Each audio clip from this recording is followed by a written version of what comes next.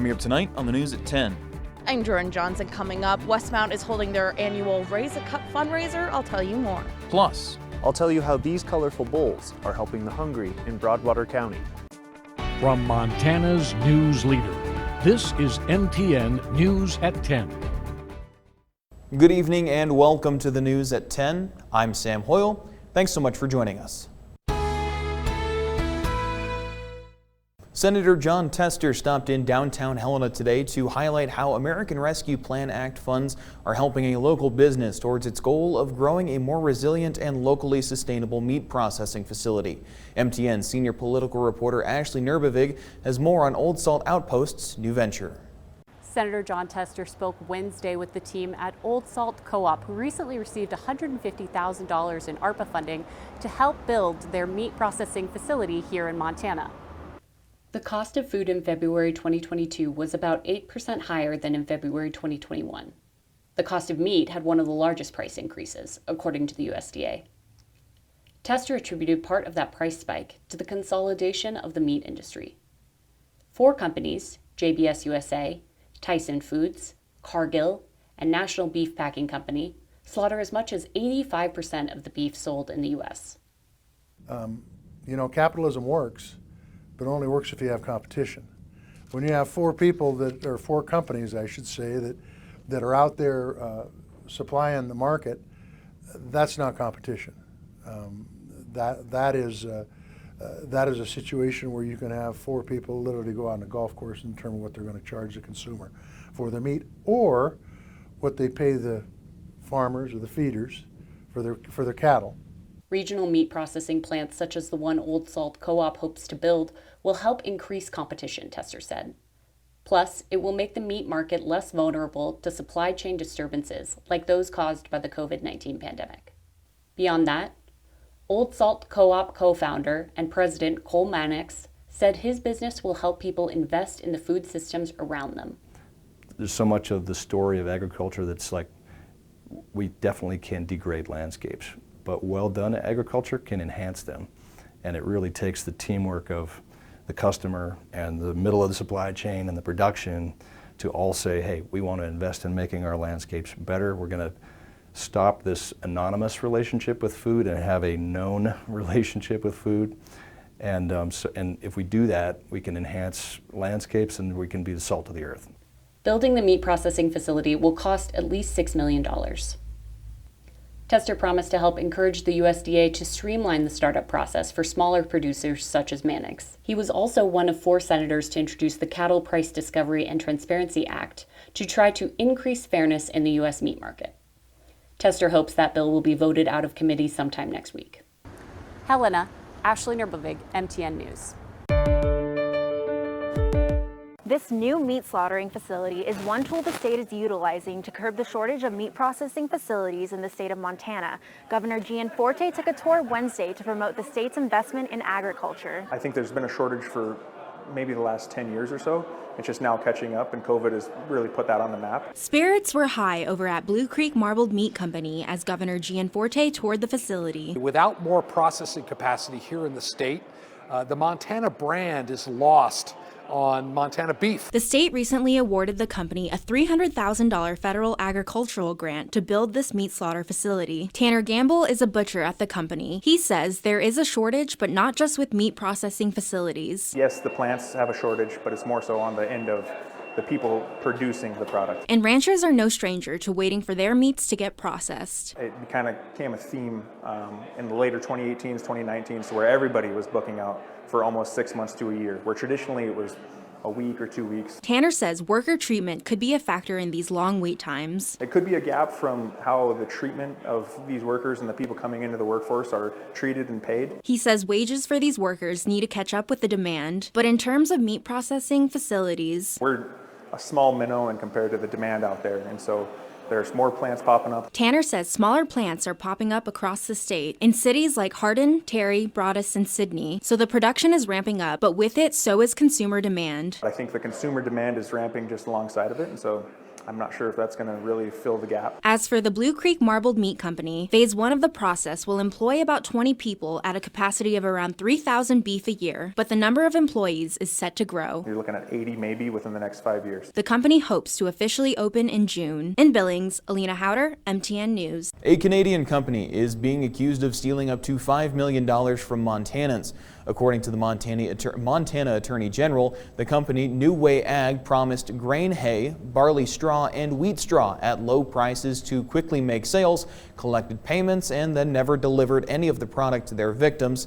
In an ongoing investigation, the Office of Consumer Protection estimates that that Canadian company stole up to $5 million from Montanans after receiving payments and then never delivering the promised product, and other criminals may be conducting similar scams. To aid in the investigation, Montanans who did make payments to New Way Ag should contact the Montana Office of Consumer Protection at 406-444-4500. Well, good Wednesday evening, everybody. Thank you for joining us here. The weather pretty nice today. I had a few snow showers come through, but it was nice to see some sunshine. Well, say goodbye to the sunshine because look at what's moving into the west. Yet another storm system with some pretty good moisture, some heavy rain, some solid snow into the mountains, even all the way down there into California. And that storm is headed our direction. Eastern Montana, southern sections of the state under a winter storm watch. Of course, eastern Montana and North Dakota just getting out of an historic blizzard. It was worse the farther east you went, but especially out places like Baker and Ekalaka, some really, really tough conditions with the snow for the ranchers out there. And here we go again, another storm headed our way. Some flowers just starting to pop. So some of you may be yelling out, "Snow more!" in both senses there, but we've got more snow headed into a lot of the state, actually. Only parts of the state are under that winter storm watch. More than just April showers, maybe some April thunderstorms, and it's going to be a while before we warm up. I'll have more in the full forecast coming up. According to the group Feeding America, nearly 9% of the people in Broadwater County are considered food insecure. That amounts to more than 500 people and an estimated food budget shortfall of $285,000. Organizations like the Broadwater Food Pantry are working to meet the needs of county residents, and you will be able to help them this weekend at their annual Empty Bowl event. MTN's Tom Buchanan has a preview. Handcrafted bowls will be on sale for a benefit on April 22nd. All proceeds will go towards benefiting the Broadwater Food Pantry. The Empty Bowl fundraiser will work to raise money for the Broadwater Food Pantry. For $15, folks can gain entrance to the Townsend Fairgrounds 4-H building, where they will be offered a homemade bowl and chili and potato soup. Along with the food, there will be ping pong tables, other games, and pottery-related activities. Potter's wheels will be set up for demonstration and trials. The handcrafted bowls have been made by the Clay Arts Guild of Helena, the Archie Bray Foundation, and the Stoke After School Pottery Program. According to feedingamerica.org, the number of food insecure people in Broadwater County totaled out to 530. Teddy Lewis, one of the directors of the Stoke program, has a passion for bringing communities together. For me, it's building within the community a sense of belonging. The event will take place April 22nd from 4 to 8 p.m. Reporting in Helena, Tom Buchanan, MTN News. Westmont is hosting their second annual Raise a Cup fundraiser, where all the proceeds go towards their mission of supporting Montanans with disabilities. Just for coffee lovers and people who like to support good causes. So. Janelle Eagley is the Director of Development for Westmont and says this fundraiser allows the organization to continue to serve Montanans with disabilities. Westmont provides community supported living, vocational training, and employment opportunities. The Raise a Cup fundraiser has artesian mugs and bowls crafted by Montana artists. Yeah, we really like the concept of supporting local artists, keeping things local, and it is very unique. You're not going to have a mug like somebody else. It's all handcrafted and yeah, there's kind of a different style for everybody. Local coffee shops like Florence Coffee Company, 1889 Coffee House, and General Mercantile gave coupons for up to $5 to the event. Eagley says this fundraiser would not be possible without the community's help. The Helena community is really just tremendous when it comes to giving and showing up. Westmont will continue the fundraiser on Saturday, April 23rd from 10 a.m. until 2 p.m. at 2910 North Montana Avenue. In Helena, Jordan Johnson, MTN News. Still ahead on the news at 10, with concrete being the largest source of construction waste in the country, we'll show you an effort to keep that waste out of landfills and find it in the ocean instead. MTN News at 10 continues right after this.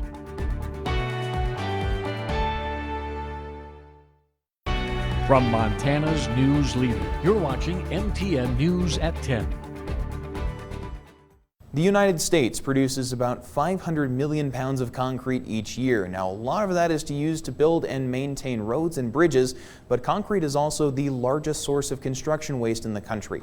Alexa Liaco shows us the effort to keep that waste out of landfills and put it in the ocean instead. You look around and these places are pretty special in my opinion. For many, the beach is a place of peace. It's vacation. But our beaches are much more than a getaway. They're a refuge for wildlife and home to a multi-billion-dollar tourism industry in the United States. I mean, anything that we can do to preserve them or conserve them is something that I think should be done. Jordan Byram has dedicated his career to keeping the beaches in his home state thriving. We have 69 reefs throughout North Carolina. His biggest project?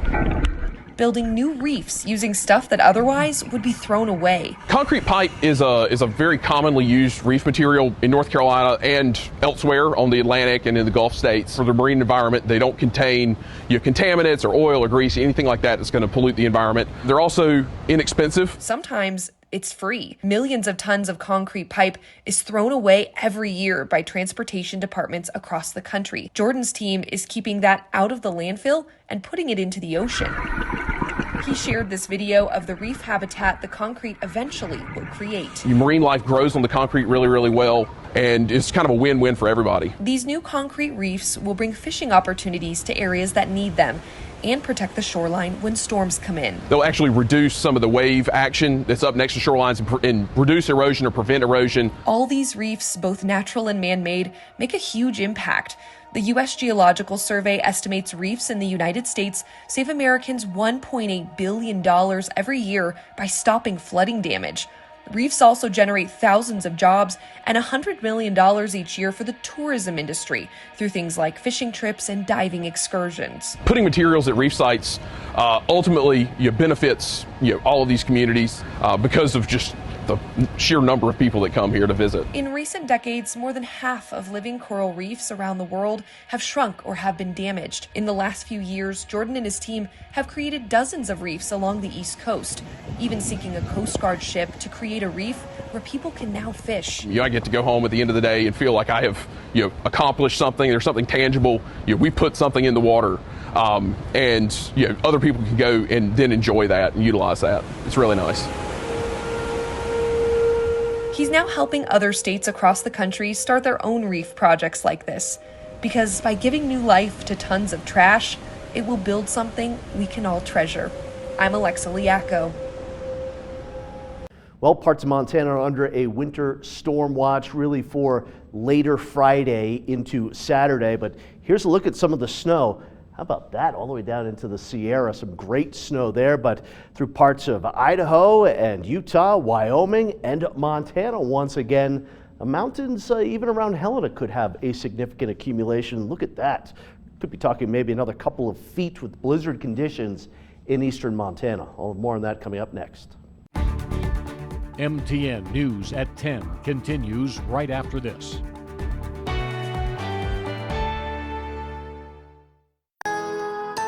Storm Tracker weather starts now with Chief Meteorologist Curtis Grevenance. Welcome back, everybody. So winter storm watch again, southern Montana, eastern parts of the state, Wyoming, parts of the Dakotas here, the usual suspects with the storm that really hit the state hard last week, and even a little parts of south central and southwestern Montana.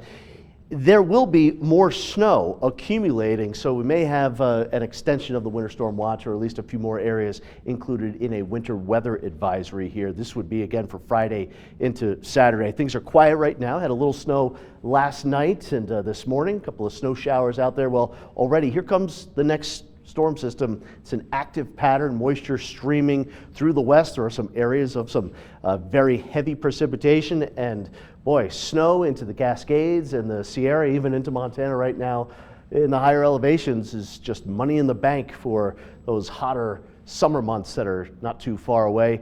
Active pattern continues across the country too, with one storm just moving out of the northeast with a record amount of snow. Here comes another one, and then here comes our storm that will be spreading the clouds across a lot of the area here tonight, and even some snow through the overnight hours, maybe up there around Lincoln through the morning hours. Rogers Pass could have some snow to Augusta, up a McDonald Pass. Helena probably missing out on some of that snow. Make it a little mix of some rain and snow come through late morning into the afternoon.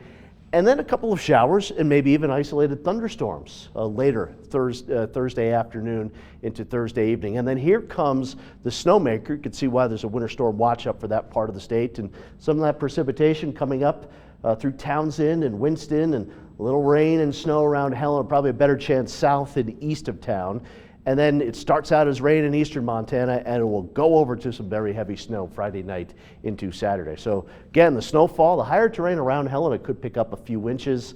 With that up around Augusta and parts of the Rocky Mountain fronts, and certainly the little belts, the big belts picking up snow. And then as we go through the weekend, that heavy accumulation once again along Interstates 90 and I-94. So big storm wrapping up, blizzard conditions potentially.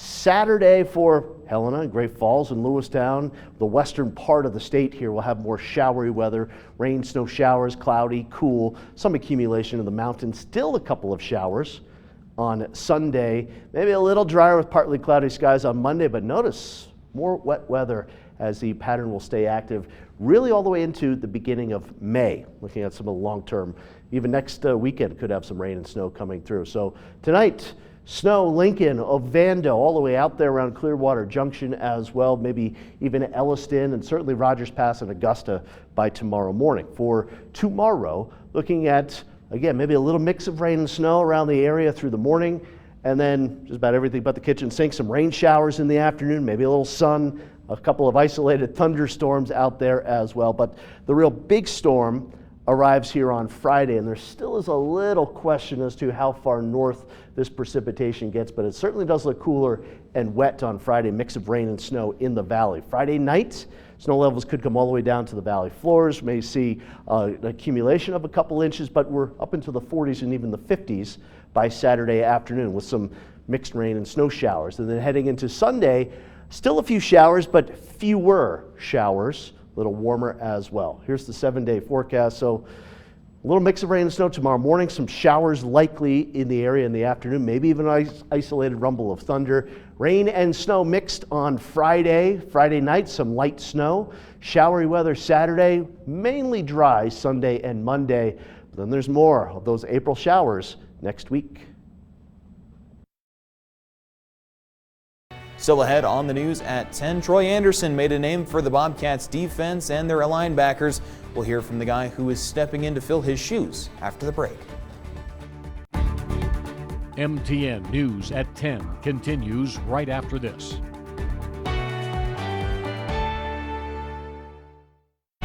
From Montana's news leader, you're watching MTN News at 10. Replacing an All-American and soon-to-be NFL linebacker like Troy Anderson is no easy task for Montana State. In fact, head coach Brent Vigen will tell you it's impossible. I've said it a few times, we're not going to replace Troy. We know we don't have a guy that's going to be his size, his athleticism, but that group collectively is going to have to still play really well, and that starts with Callahan. In 2021, Callahan ranked second on the team with 95 tackles, right behind Troy's team-leading 147. However, off-season surgery has kept the Bozeman grad off the field this spring. He's getting healed up. It certainly starts with him, but Nolan and Danny and Alex Johnson, in particular, those three that played last year, have all taken I think a good step forward. Amongst that trio, it was Nolan Askelson, who proved to be a strong backup last fall, sharing reps with both Troy and Callahan, until a leg injury 3 weeks into the season kept him off the field until the FCS championship. Nolan was really playing well when he went down. I mean, he was almost like a third starter. You know, he worked really hard to put himself in that position and saw himself as a key factor on how we play defense. It hurt, man. I wanted to be out there. I really wanted to be out there. It was a special year for everybody, and I mean, it was so awesome to be a part of it, to be able to just, be on the team, but, I would have loved to be out there and, have a role in it. But while it was tough watching from the sidelines, the Billings native is choosing to view the experience from a cup half-full perspective. I didn't get to travel on all the trips, so, I was here a lot with some of the freshmen and the red shirts, and I got to know a lot of them, and I think, as I got older into this year and trying to step into a leadership role, getting to know them helped a lot. And while Montana State is heading into their final week of spring ball, this is just the beginning for Nolan and his return back to full strength. That's the whole thing through summer is, get back to that peak performance level for him, and I anticipate that Nolan will take advantage of that. In Bozeman, Ashley Washburn, MTN Sports. MTN News at 10 continues right after this.